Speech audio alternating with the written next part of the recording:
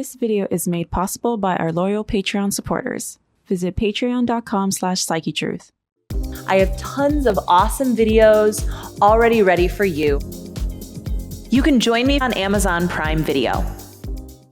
Be sure to subscribe and click the bell. Follow us on social media for tips, tutorials, giveaways, and daily inspiration.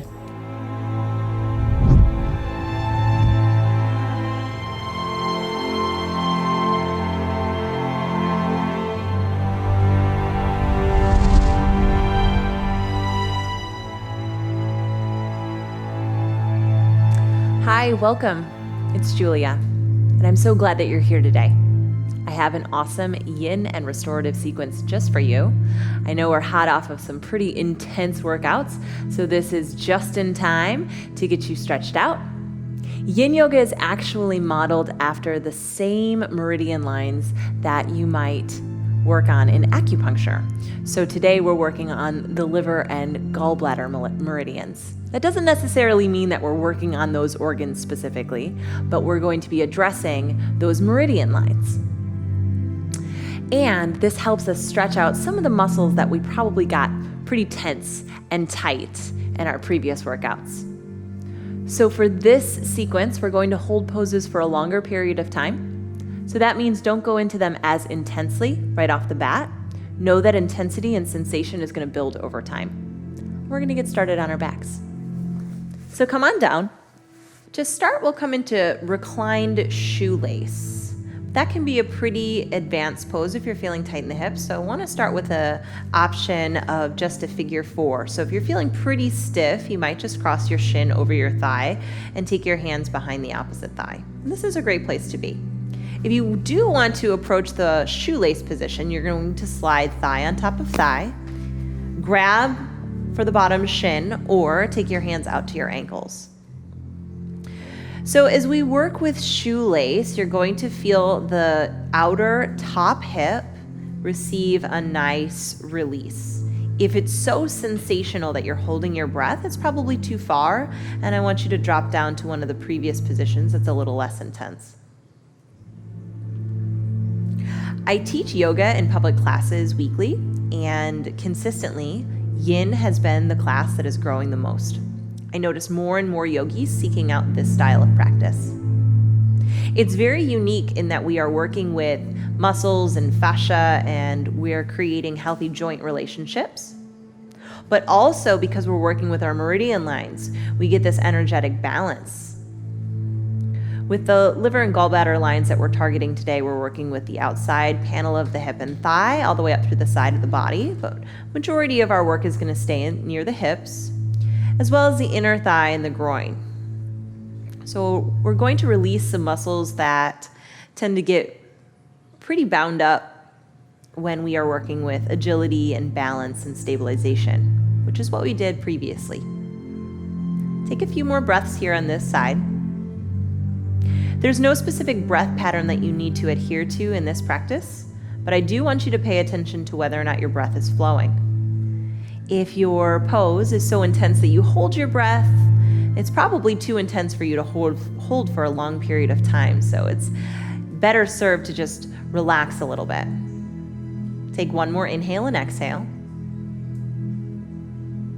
Good, and then release. Just drop the feet down and windshield wiper the knees side to side. So that's just going to get everything moving after that longer hold. Yin yoga is great for circulation as well as the energetic flow through the meridians that we're targeting. Good, so you might notice a little bit of a flushing sensation after longer holds, and that's totally natural. Let's take shoelace on the other side. So either the figure 4 or slide thigh on top of thigh, grab for the faraway shin, or take your hands out to your ankles. In our yang practices, so those would be our flows and our active practices, yang being sort of the hotter or warmer energy, those practices we're working with tissues of the body that heal really fast. So mostly muscles and our blood. In this practice, in our yin practice, we're working more with bones and denser connective tissue. So we hold poses for a longer period of time. And because we are working with meridian lines, we hold the poses for a longer period of time so that we can find that energetic balance as well. A lot of times from the outside looking in, yin can seem like a really easy practice, or it may not seem like you're doing much. But from the inside out, the yin practice is targeting that rest and digest side of our nervous system that we absolutely need to take care of if we want to get stronger. Our sweaty activity actually breaks down muscle. It's in these restorative, right? That's why it's called that. Those practices are important for building muscles back up. Those practices are important for digestion, for healthy cell turnover, for positive sleep. So you can't skip on this. Take a couple more breaths.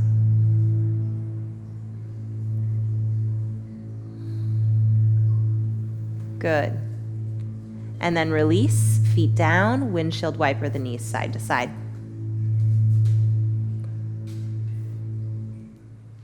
Good. Hug your knees to your chest and then pull yourself up to a seat. In the next pose, we're going to take butterfly. So bring the soles of your feet together. Your knees will go out wide. Lift the chest a little bit and then fold forward. The tendency, or sort of the urge in yin, is to push yourself as far as you can go. I don't want you to do that. Instead, look for this release and relax into it. In this shape, just imagine that your knees are really heavy. And then know that it's okay for your back to round a little bit. In fact, we have a lot of tissue buildup in our lumbar spine, just above it, that kind of holds us together, right? We have a lot going on. We have our pelvis and our sacrum and our spine, and they all come together. So when we allow our body to release a little bit, it starts to make some space for some of that tissue that might have gotten bound up or built up over time. This posture is very healthy for helping balance out hip to hip. You might notice that one knee drops a little faster than the other. It's okay. We typically are a little bit asymmetrical when it comes to our hips. Just continue to breathe and fight the urge to push yourself too far. Let gravity and time do most of the work here. If increasing your flexibility is something that you're looking for, yin and restorative practices are fantastic in creating a more optimal range of motion in your joints, which helps you reduce pain. It helps you feel more flexible and fluid, and it helps encourage circulation in your joints. So this is a really healthy practice as long as you don't push it too far. You really want to ease into it. Take a couple more breaths.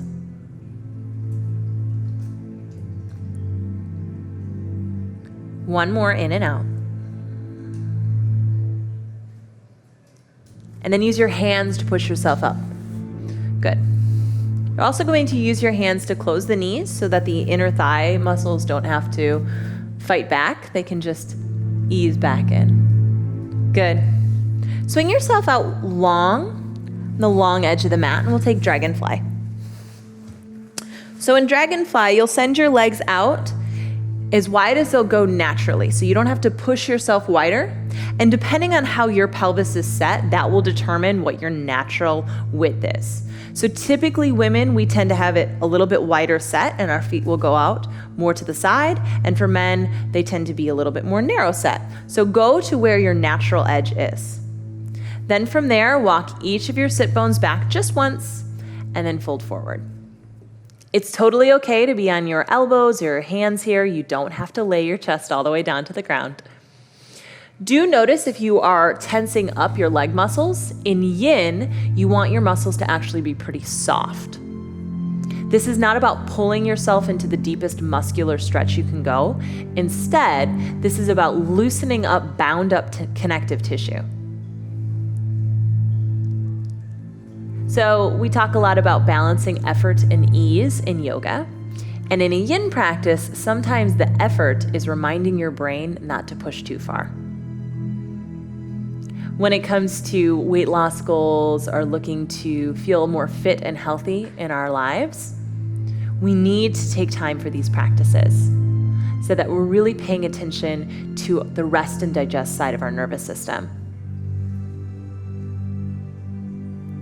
Good. Notice if you have any more space to take up. Usually after a few moments in any deep release, the brain will signal to the muscles a little more space. Now, that doesn't mean you have to use that space. In fact, if your body is saying that would be too far, the most important thing for you to do is listen to your body. If you want to take up more space, then bow a little deeper and then find out, does this feel good or is it too intense? Developing that intuition for what's going to be healthy for our bodies is one of the most important parts of yoga. That body and brain awareness. It's really what we're looking for. It helps us become a little less reactive and a little more proactive when it comes to our health. Take 2 more breaths.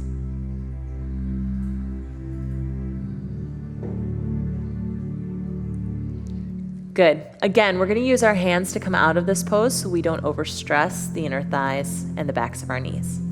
Walk on up. Good. Soften each knee and bring your legs in. And we're just going to rock them side to side. So come over to tabletop.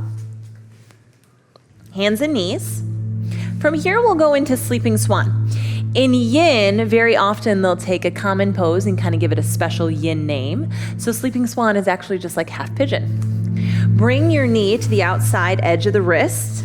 And something that's different compared to your half pigeon is you're not going to bring your shin out wide. Instead, the heel cheats in towards the groin so that you can softly come on down to the elbows, untuck the back toe, and maybe your forehead comes to the ground, maybe it doesn't. That's not really important. Instead, just look for a release in the outer hip. Our tendency here in our yang practices, we feel like we have to go as deep into sensation as we possibly can. In yin, we hold the poses for a little bit longer. So we have time and gravity working for us. So there's no need to pull yourself any deeper than your body's ready to go right now. If that means you stay up on your elbows or even all the way up on your hands, that's totally fine. If for any reason you notice that this is transferring a lot of heat into the knee, then I want you to grab a pillow and slide that underneath your tush.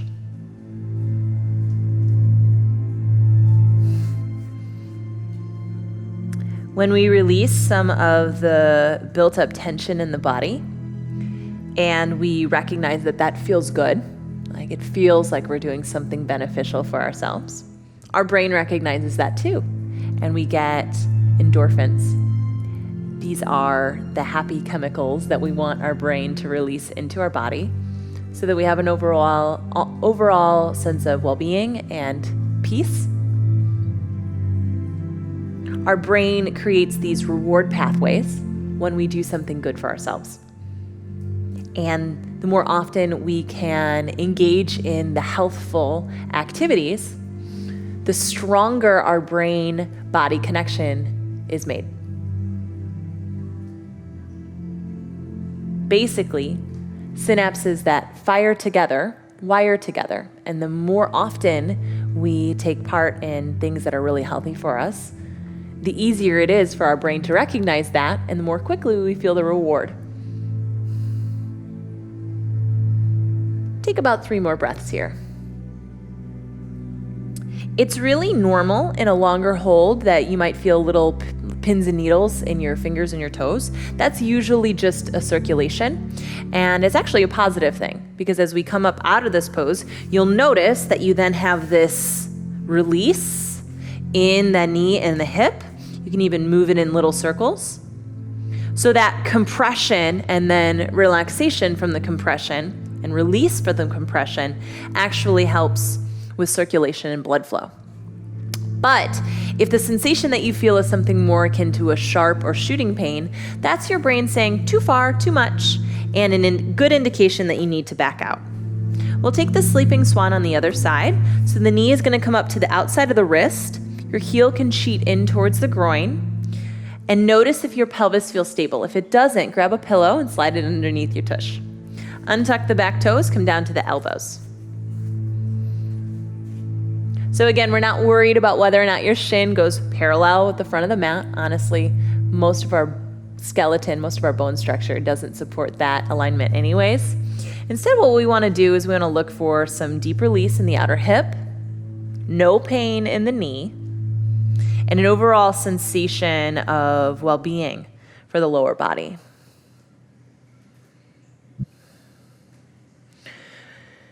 The really cool thing about yin is that we don't have to worry about whether or not we know exactly what to do to bring ourselves back into balance. Instead, when we're working with meridians, accessing and paying attention to the areas of our body that need a little TLC kind of naturally does the balancing for us. So I guess the biggest message there is get on your mat, do your practice. It's nice to have things that we don't have to think about too much. We know that it's going to be good for us. And tuning into a video and doing some yoga is always a good choice. There's a lot of different things that want to pull your attention and kind of stress you out in your day. And this is time just for you to release some of that. Take about 10 more breaths here, about another minute to just sort of feel into your hip. In yoga, the hips are sort of these storage places of sort of raw creative energy. That's kind of what we think of them as. They are also part of what we call our lunar side, or our more fluid mother side. Take another breath in and out. Good, and walk up onto your hands. So you can take a moment to sort of just shake the legs out, swing your knees side to side. The next pose that we take will be on our back. So come on down. We'll take one of my favorite twists called twisted roots. So you'll take your left thigh over your right thigh, scoot your hips to the left, and drop both of your knees to the right, and then take the arms out. So couple options. Either your arms are going to come out to a soft W, or what I love to do is I take the left arm and just bring it up by my head, and then you get this nice stretch to the side body, all the way down the side panel of the hip and thigh. And you don't need to worry about your shoulder being grounded here because your legs are pretty grounded. And you breathe. Twists are wonderful aids in digestion. It's great to help you reset the spine, which in yoga, the spine is sort of the central energy channel when we think about our ability to have even flow in the body. A healthful spine is essential. And then in terms of working with the release of tissue buildup in yin yoga, when we start to cross the body and we work with twisting and side bending, we're starting to open up some tissue that tends to get locked because it's trying to stabilize us in our very forward life.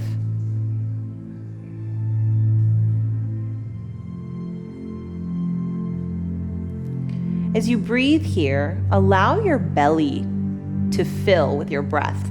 So you'll get the abdominal pressure from the twist, as well as the change in pressure from your breath, which just sort of is a double whammy when it comes to supporting digestion. Deep diaphragmatic breath stimulates our vagus nerve, which is one of our cranial nerves. And the vagus nerve wanders around to all of our different major organs, especially the ones that are important for our either fight or flight or rest and digest sides of the nervous system. So when we have a healthy vagal tone, our ability to bounce back after stress is enhanced. We essentially are training to become more resilient to stress. Take another breath in and out.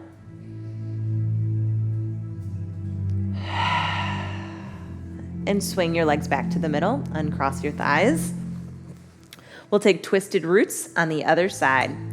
So thigh comes over, scoot your hips, and then drop your knees. And again, it's okay in yin if your shoulder comes up. Honestly, it's okay anytime, as long as you feel grounded.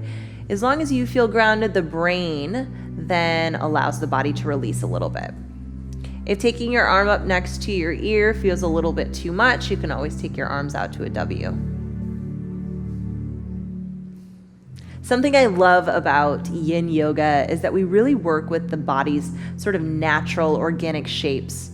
We're not trying to pull ourselves into a specific alignment. We just allow the bones to fall and the muscles to get soft. And there's a beauty in that. We're all made of these really unique shapes. In fact, your skeleton is as rare as your fingerprint. No one else has the twists and knots in the bones that you do. So when we work with yin yoga, we start to notice some really unique things about ourselves, and our body awareness and our body appreciation is really enhanced. I always notice that one side of my body feels a little twistier than the other. And that's when I get an opportunity to just have some compassion that I'm not perfectly symmetrical and you're not either, and that's okay. Take a few more breaths here.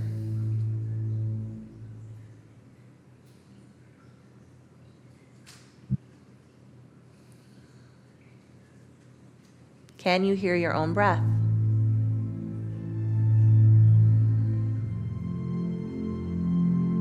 One more in and out.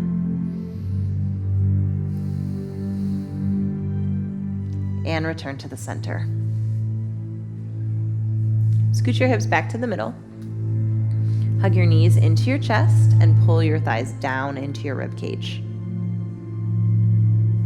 Take one more breath. And then release your feet down. And we'll take a variation of shavasana, which is really supportive for the low back. So if you have low back pain, this is a great place to be. Set your feet as wide as your mat and then just let the knees knock together. From there, the shoulder blades come out from underneath you and turn your palms up. So just letting your knees knock together in the middle here releases some tension in the low back so that you can soften in and relax. Belly can be soft here, and just hear your breath in and out. Nothing else to do. And if your brain tends to go on hyperdrive whenever you are still in the body, then just focus your attention on the sound of your breath in and out. I know it's very common in yoga to make some of these practices feel foreign or hard to grasp, but the reality is that yoga is very simple. Yoga as a physical practice and a philosophy is all about learning how to pay attention so that you're a little less reactive and you feel closer to happiness and peace and calm from something deep within.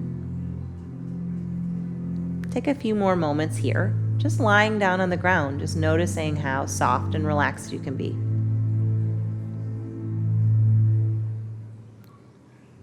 Just letting this slow, steady breath remind you that feeling calm and less stressed is possible, and that you have that power within. Good. One more in and out.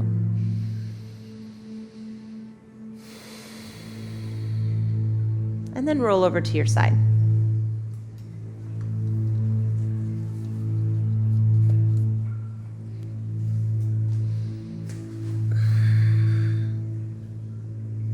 Come on up to a seat.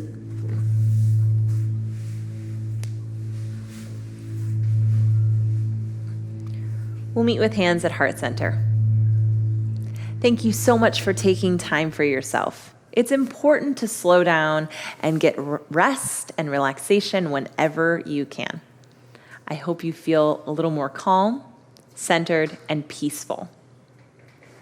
I can't wait to see you in the next video. You're doing great with this challenge. Keep up the good work.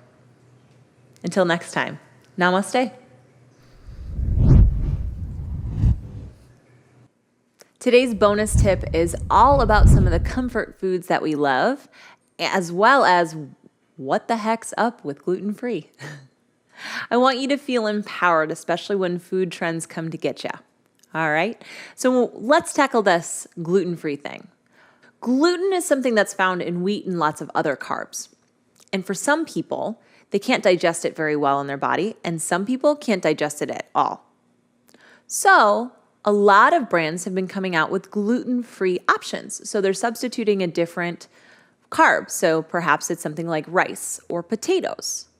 Now, it's still a carb, and it's still something that your body is going to receive and use that way. So we can't just say gluten-free is healthier. That's not really the case. It's just a substitute for other grains that maybe you can't process. So if you're going to have something like a gluten-free mac and cheese and it's still made with cheese, that's still probably a dish that you could consider a treat, right? It's not really a diet food, okay? Now, when it comes to our treats, we don't want to deprive ourselves. So if you love mac and cheese, great. Make sure you incorporate mac and cheese in your diet, but be really honest about the portion size. Oftentimes, when it comes to picking out the things that sabotage us in our diet, it's not necessarily that any food is bad, but we tend to have a bad habit around that food. So when it comes to things like your mac and cheese, you still have to make sure the portion is great. So you can get gluten-free options in everything from pancake mix to your mac and cheese, but that doesn't necessarily mean it's a health food. It's just a food that has an alternative grain in it so that maybe you can digest it a little bit better. And for some people, it's the only alternative that they can digest. So what if you do want to look at the actual nutrients that are in your foods? One great thing is that you can find a lot of pasta alternatives. And I know for a lot of us, pasta is a comfort food. I love lentil pastas because if you flip over the nutrients in lentil pasta, the box will let you know that yes, there are carbs in here, quite a bit, because lentils and beans do have carbs, but there's also a lot of fiber. And we talked a little bit about fiber earlier on in a previous video, but I want you to remember that fiber is something that helps you feel full. So when it comes to a diet that promotes weight loss and helps you continue to feel satisfied, fiber is essential. Anytime you're reaching for something like pasta or any grain-heavy meal, you want to make sure that you're getting a lot of fiber in your diet. This is crucial for you feeling full, and it's really good for your digestive system.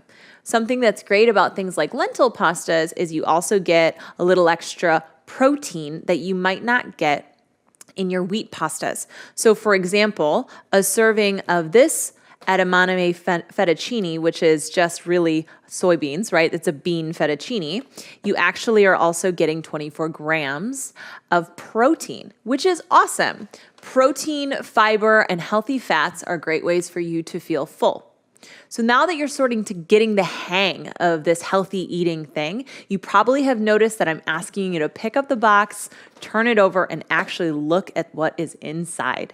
This is how you take control over your diet. This is how you know what's going in your body. And you can't always trust what's on the front. You have to flip it over and actually look at the nutrition facts if you're going to have a real deal view at what's inside this box. So when it comes to finding delicious alternatives to snack foods that you love, rule number one, don't deprive yourself. If there's something that you love in your diet, keep it in your diet. But, and there is a but to that, I want you to get real about the portion size and how often it's showing up in your diet. You can't have mac and cheese for every meal. And when you do have mac and cheese, you gotta maybe skip the ginormous bowl and opt for something a little smaller. And if you're open to it, start to look at some alternatives that incorporate other nutrients, like more protein or more fiber. This way you're getting more bang for your buck. You know that what you're putting in your body can be used in multiple ways, not just as carb fuel, but also as other building blocks of life, which is really what our body is craving. A diverse diet that's full of nutrients so that we feel really good all day long. It's simple to be able to just flip over a box, and I hope that you do, because you'll notice that you feel more empowered and more in control of the food choices that you make. It's a simple tip, but it's a really meaningful one. So this week, today even, flip over the box, look at the nutrition facts, and get real about what's going in your body. You're doing a great job in this challenge, and I am so excited to be right there with you. I can't wait to see you in the next video. I can't wait to power up practice with you. So if you feel like you want to dive right in, I encourage you to do so. You can join me on Amazon Prime Video. Introducing Yoga Plus, offering a free series every month with over 300 different videos. Take control of your health. Work out anytime, anywhere. Yoga Plus. Download now for free.